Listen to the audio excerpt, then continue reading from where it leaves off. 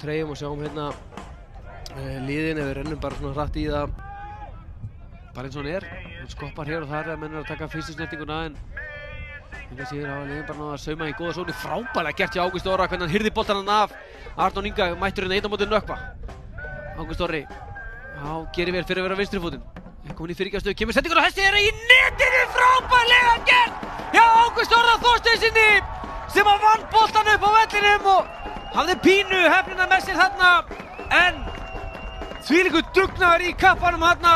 Hann vann sér inn fyrir þessu marki, leyfum mér að segja. Og er að koma hérna Breiðablik yfir eftir 20 mínútur. Vel út. Það hefur gert það í nokkra vikur. Kemur mjög vel undan vetri, bara eins og þessi völlur, Þórsvöllurinn. Sem hefur undir miklu álagi. Hérna er Valgeir að leggjast það, komin í góða stöðu, leggur inn á Tóbías Thomsen í frábæri færi! Frábærlega klárað! Já, Tóbías í Bendix Thomsen! Sem er að koma að Breiðablik í 2-0.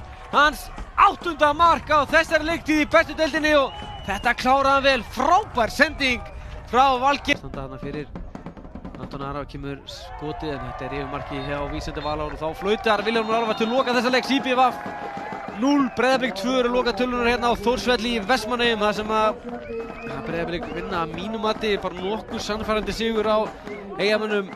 Sigurður Arnar með sjálfsmark eftir 20 mínútur.